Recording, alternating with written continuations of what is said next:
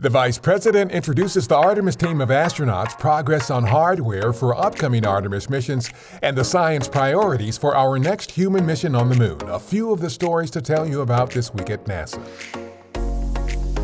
On December 9th, we announced 18 NASA astronauts that will form the Artemis team to help pave the way for the next astronaut missions on and around the Moon as part of our Artemis program. Vice President Mike Pence introduced the team and made remarks during the 8th National Space Council meeting at our Kennedy Space Center in Florida. Really is amazing to think that the next man and the first woman on the Moon are among the names that we just read, and they may be standing in the room with us right now. My fellow Americans, I give you the heroes of the future who will carry us back to the Moon and beyond, the Artemis generation. NASA will announce flight assignments for Artemis team astronauts later, with additional Artemis team members, including international partner astronauts, joining this group as needed. While testing and preparations continue for next year's uncrewed Artemis 1 mission to the Moon, technicians at our Michoud assembly facility are simultaneously manufacturing the Space Launch System core stages for the Artemis 2 and Artemis 3 missions.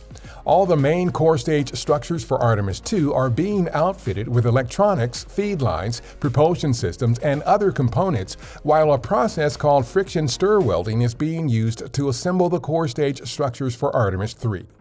On December 7th, NASA released a report defining the agency's science priorities for the Artemis 3 mission. The priority science goals include a better understanding of fundamental planetary processes that operate across the solar system and beyond, a greater knowledge of how the Moon formed and evolved, and characterizing the origin, movement, and preservation of water and other resources on the Moon. The report is available online at nasa.gov/reports.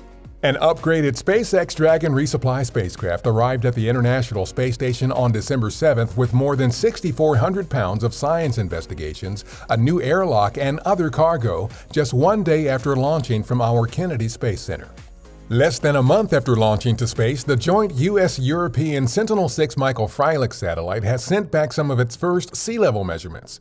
The satellite will move into its operational orbit by mid-December, then spend the next 6 to 12 months checking the data it collects. It's also monitoring atmospheric conditions that will help improve weather and hurricane forecasts.